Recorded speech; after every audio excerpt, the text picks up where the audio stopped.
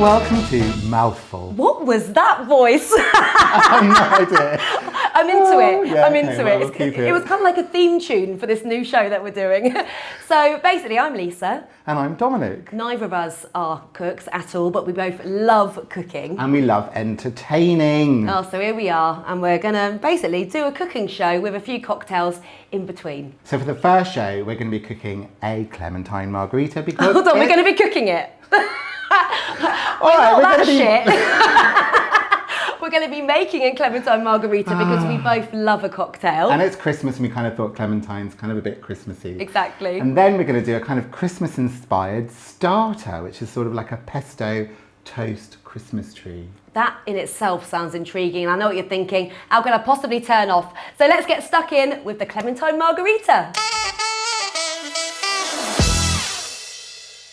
So, Lisa, you're in charge of the margaritas. Yes, because I love hosting, always have parties around, love a margarita. I think it's one of the kind of cocktails that you can put in a jug. Nice. And just share it around. I think this is another thing about what we're trying to do here. We're going to cook things that you can literally just share. No stress, no panic. You have it ready for when your guests arrive. And we're going to start with the margs. Nice. You're going to get a bit stressed out with me. I am a little bit, yeah, because your cooking style is quite chaotic. So I like to measure things, and I can tell there's not even a measuring tool in sight. There really isn't. Now, I'm taking this very fancy tequila. Do you know, I think this is actually made by The Rock. Not like Of Gibraltar? I saw your face and I was like, he has no idea who The Rock is. You know, the actor. I do know, the person from the... Yeah. There you go, Dwayne. Dawny's here, by the way, in the background. Dawny's over here, and we've got Chris and Cherry on camera, so if you hear them in the background, they are going to be testing everything too. Yeah, so stuff might go blurry in a little while. That's fine. So limes, I always think with a margarita, you need as many as possible. So I've got the ice in the jug, and we're going to squeeze the limes. Now, this is the greatest thing you will ever buy. Well, I know it's just a lime. Why is it the lime squeezer? Listen, I spent years squeezing limes with my hands. Or with one of these type thingies. Okay, all right. So this is the best thing. I think I got it from like Amazon for about £5. Whilst Lisa is squeezing the limes, I'm going to have a little bit of a chat about rimming your glass. Can you stop it? Sorry, go on, carry on. We're going to grate a little bit of clementine zest into, and I've got sugar here, and I think we're going to put a little bit of salt in as well, so we've kind of got Stop, salt. please, can we just appreciate this? We can't just take the lid off that and not say anything about it. Another great thing, look at this. It is a salt pot in the shape of a hat from Mexico.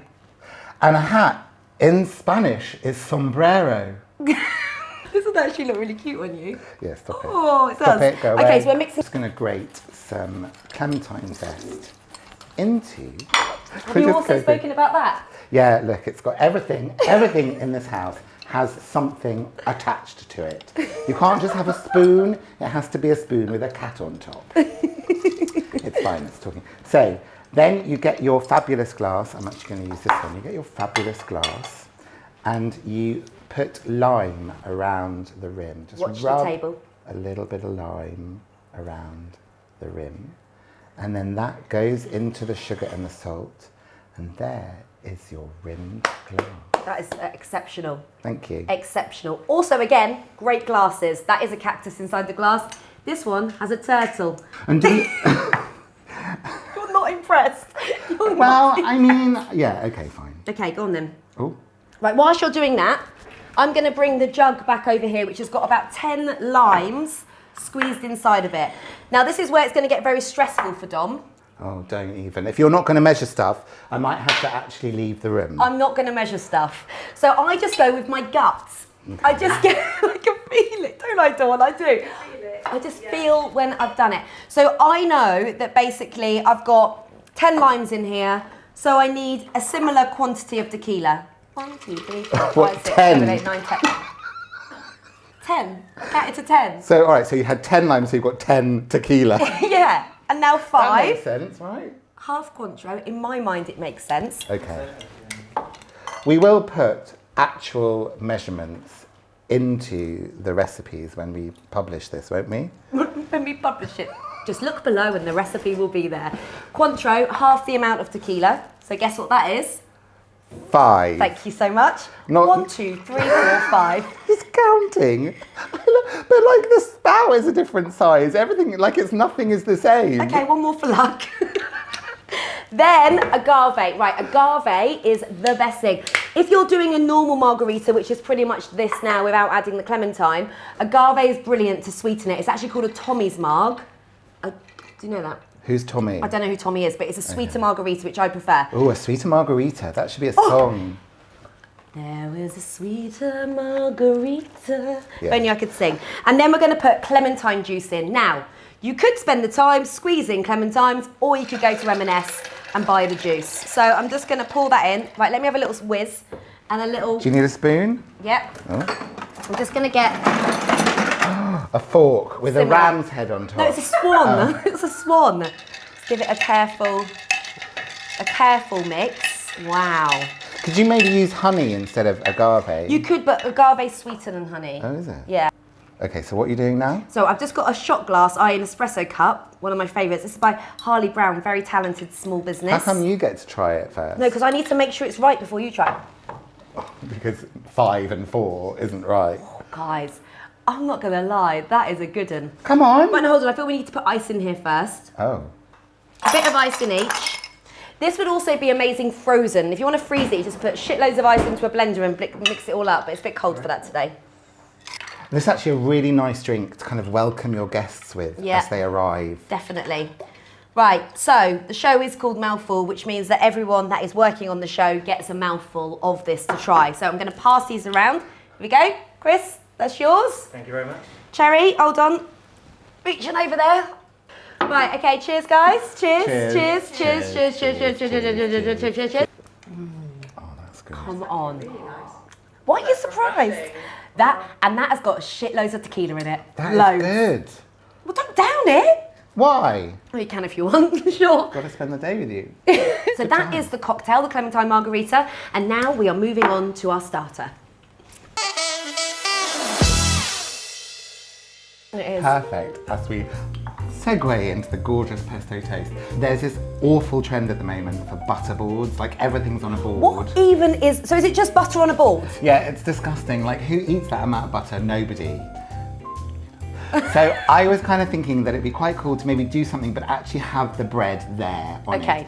And it's Christmas. Everyone loves the Christmas tree, so I thought I'd kind of make something lovely on a Christmas tree shape. And I've got to say, Dom's Pesto, for those, you'll know this probably, but I've been making Dom's Pesto now every Sunday since probably summer, right? Yeah. And it's so easy and it lasts 4 weeks. Theo's brother lives down the road, so Liam comes and gets his pot on a Sunday too.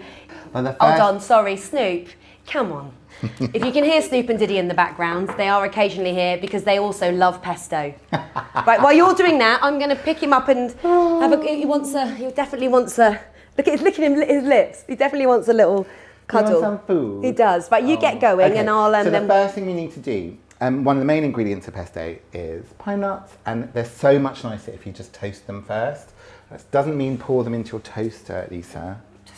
So the first thing we want to do is toast the pine nuts because it'll just kind of give it that lovely toasty vibe. So on a kind of warm pan, they go into the pan and you really want to watch it because if they burn, they're going to taste really acrid and horrible. Acrid? Yeah, that's a word, isn't it? I've got no idea. Hold on, no olive oil? No, just completely dry. Okay, fine. And you will see they will go the most wonderful golden brown colour. And how long is this going to take?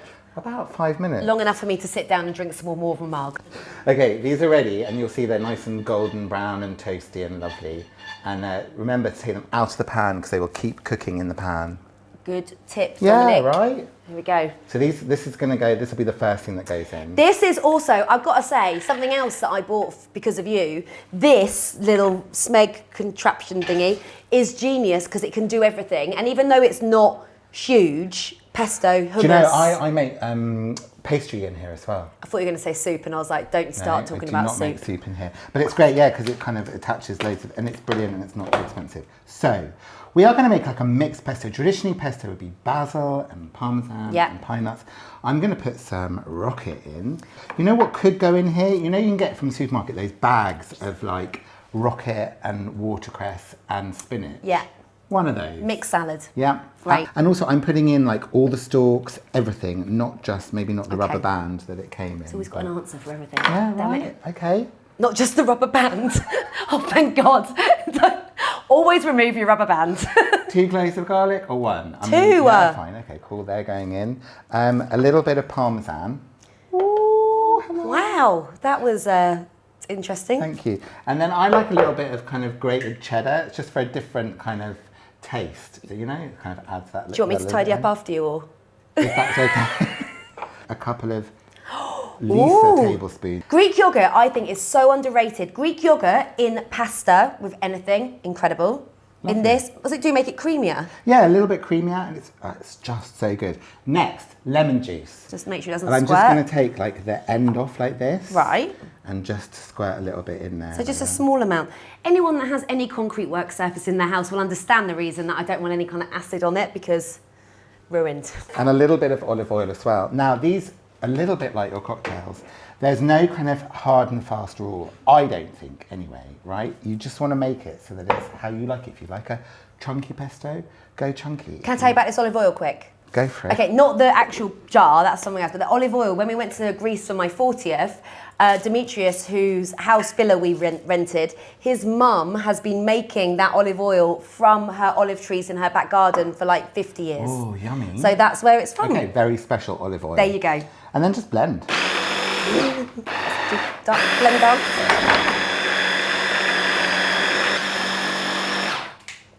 Okay, then you want to check the consistency. That is perfect. And the taste, see if it needs anything, like salt and pepper. Well, let's not waste too much because we've got other people to feed. Hold on. That's delicious. I think it needs a little bit of salt. Yeah, I think you might be right. Just that much? Tiny A bit bit more. more. Lovely.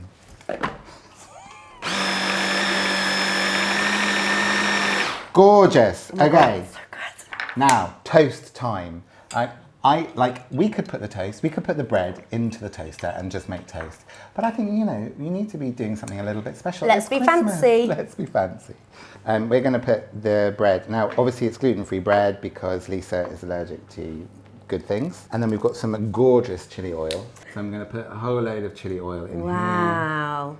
And then I'm going to put some olive oil in there as well, regular olive oil. You don't have to use chili oil. You could use truffle oil, some salt and some pepper. I love this, that you're just kind of chucking it into a bowl. Like, absolutely. This is quite me. Yeah, it is, isn't it? A mess, do you mean? Chaotic. And then just like, I've got clean hands. And by the way, I did wash my hands after picking Snoop up in case people wondered. Just kind of get it covered in all the oil so it's all gorgeous and covered. Not on the, Not on the table. yeah. And then we're going to griddle. Okay, so that is it in there. That is looking delicious. This should be on. So just chuck it on. Yeah. So if people don't have a griddle like this, can you just use a pan? Just a regular frying pan. Okay, fine. So I'm just putting it all in. Done. Gorgeous.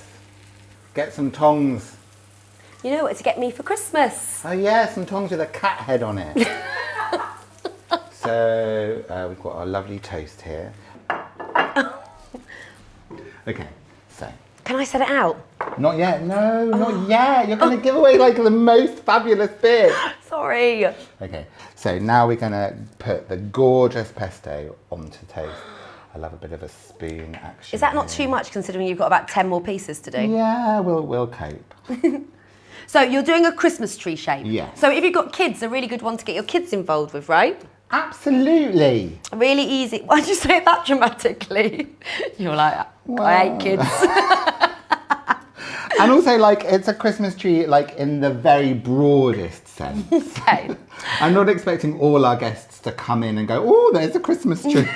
Is this the top of the tree? No, that's the bottom of the tree. Oh, so okay. it needs to be bigger at the bottom. Like a tree is a sort of triangle shape. And these are the sort of branches. Okay, Yeah. got it. I mean, you could just get regular bits of old toast and cut them into triangles, which might be maybe a little bit more conducive to... Well, you should have thought about that when you planned this. Now, can you get your star-shaped cutter, please? You have got a star-shaped cutter, right? No! Lisa? Sorry, you didn't tell me I needed one. Right. Because I feel like it needs to go down like this. Okay. And then it's kind of more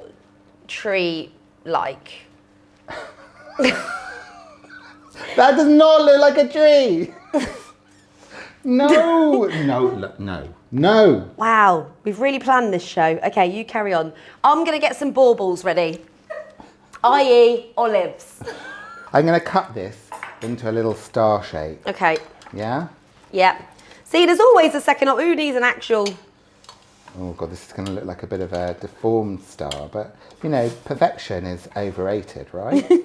You'd know all about that, Lisa. The baubles are gonna be the star of the show. The baubles are gonna be the star of the show. Oh. Apart from the star. Right, okay. Oh look, now yeah, we're going to dress the tree. Baubles, see? Oh, Christmas tree. And now a bit of feta for like snow. Yeah. On the tree. Oh look, it's snowing. They would have had, listen, if they've had my margarita, what have you done?